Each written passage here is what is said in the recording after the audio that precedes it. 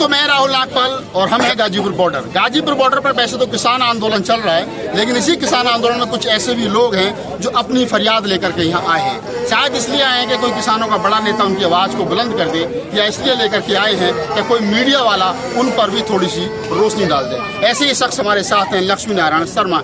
अक्सर उत्तर प्रदेश में एक आरोप लगता है कि ब्राह्मणों का शोषण योगी सरकार में चरम पर है। क्या इसमें कितनी सच्चाई है, ये आपको आज देखने को मिलेगा। मेरे साथ लक्ष्मी नारायण शर्मा जी हैं, जिनका दावा है कि उन्हीं के परिवार के 3-4 लोगों की हत्या षड्यंत्र पूर्वक तरीके से कर दी गई। बताइए पूरा मामला क्या है। दोस्तों, मेरा नाम लक्ष्मी नारायण शर्मा, मैं झांसी का रहने वाला हूँ। मैं चंडीगढ़ रह रहा था जिस समय योगी सरकार आई। उस समय हम लोग सोचते थे कि मोदी योगी आ गए तो सब कुछ सब जगह सही चल रहा है, लेकिन मुझे नहीं पता था कि इनके विश्वास में किस तरीके से लोगों के मन बड़े हुए हैं बदमाशों के। ये देख लीजिए आप, ये मेरा छोटे भाई है, इसकी उम्र 40 साल है, पत्नी की उम्र 36 साल है, बेटी की उम्र 5 साल है और बेटी की उम्र 7 साल है। ये मेरा छोटे भाई के सब परिवार सहित 3/9/2018 को भगवान श्री कृष्ण के जन्मोत्सव का समय 2018 में 3/9/2018 तारीख को भगवान श्री कृष्ण की जन्माष्टमी का समय था।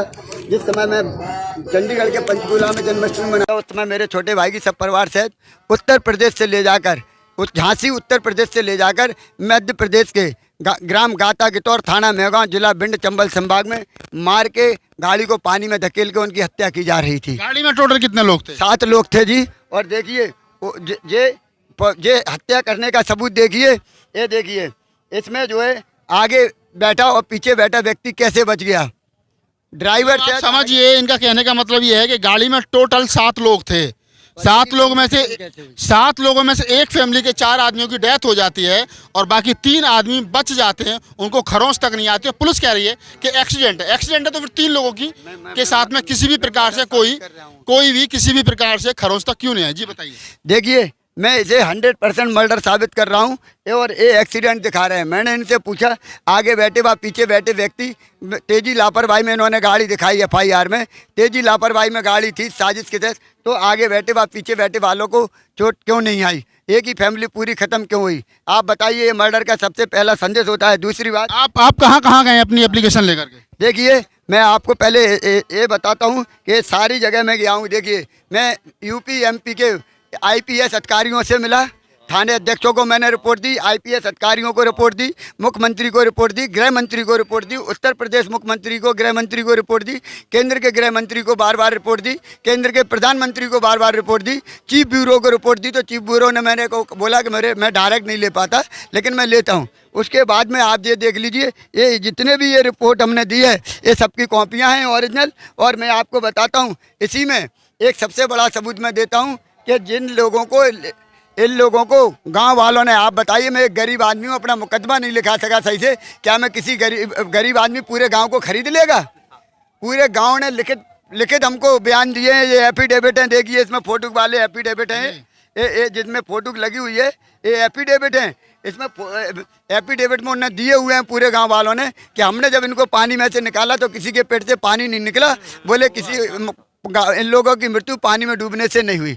मैं हरकत में आया, मैं तुरंत पुलिस के पास पहुंचा।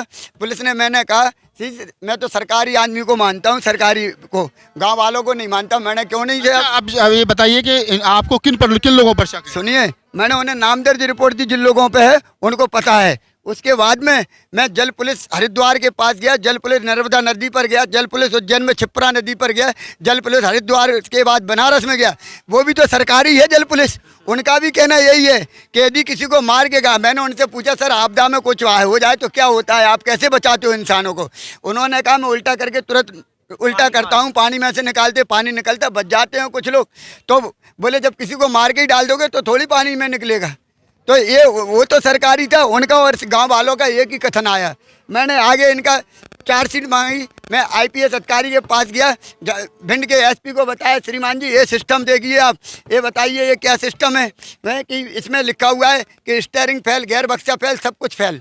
बोले फेल था ना? मैंने कैसे फेल था? क्या गाड़ी का सब कुछ फेल था तो 500 किलोमीटर तक आपके क्षेत्र तक गाड़ी कैसे चल के आ गई? इस बात को उज्जैन के चिमनगंज थाने के, जिस समय मैं क्षिप्रा नदी पर जल पुलिस के पास मिलने गया, उसके बाद उज्जैन के क्षिप्रा नदी पर के चिमनगंज थाने के SHO ने भिंड के चालान सीट के अधिकारी को, जिसने चालान काटा, उसको फ़ोन किया कि मिस्टर जी कैसा एक्सीडेंट है, हमारे यहाँ भी एक्सीडेंट होते हैं, गाड़ी की सभी चीज़ें फैल थोड़ी होती हैं। अब क्या कह रही है सरकार, पुलिस क्या कह रही है? कुछ नहीं कह रही है। मैं उनसे सीबीआई जांच के लिए गया, मेरे केस की सीबीआई जांच कराओ, वो बोलते तू चला जा, पैसे वालों के लिए होती सीबीआई, नेताओं के लिए होती। मैंने कहा तो हर घर में नेता होना जरूरी है? अब मैं आप गार्जियंस होने के नाते, समाज का मीडिया गार्जियंस होती है, आप लोगों के नाते मैं इस केस को सीबीआई जांच फास्ट ट्रैक कोर्ट में चलवाना चाहता हूं। और जिस तरीके से सुशांत राजपूत का केस बिहार ट्रांसफ़र हो सकता है, तो दोस्तों मैं 12 साल 15 साल चंडीगढ़ में रहा हूँ, मेरे को चंडीगढ़ प्रशासन पर भरोसा है, मेरा केस चंडीगढ़ शिफ्ट क्यों नहीं हो सकता? आप बताइए। ये कहते हैं कोर्ट जाओ, कोर्ट जहाँ बनाई गई है इस थाने की, वहाँ 2 किलोमीटर तक, चंबल नदी के एरिए में 2 किलोमीटर तक कोई बस्ती नहीं है। यदि मैं वहाँ जाऊँ और मुझे यूपी के 70 लाख की आबादी वाले कानपुर जैसे शहर में, जहाँ एक लड़की के पिता पर वहाँ पर ट्रक चढ़ा दिए जाते हैं, जहाँ कल्ली एक ट्रक चढ़ा दिया गया, जहाँ ऐसी हत्याएं हो जाती हैं जो कोर्ट तक दौड़ते हैं, और मेरे साथ कुछ हो जाए तो मैं अपने भाई के परिवार का न्याय मांग पाऊंगा? या मैं जिस नज़रिए से इसको देखता हूँ कि मेरा भाई परिवार तो चला गया, लेकिन दुनिया में और भी भाई परिवार हैं, उनके साथ ऐसा ना हो।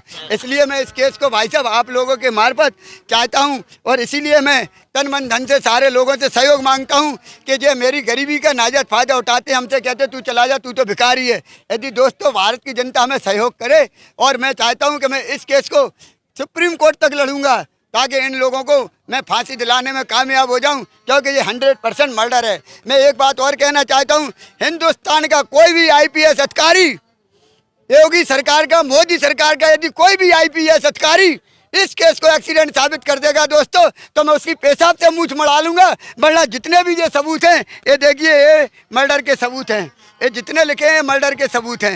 ये 100% मर्डर है, 1000% मर्डर है।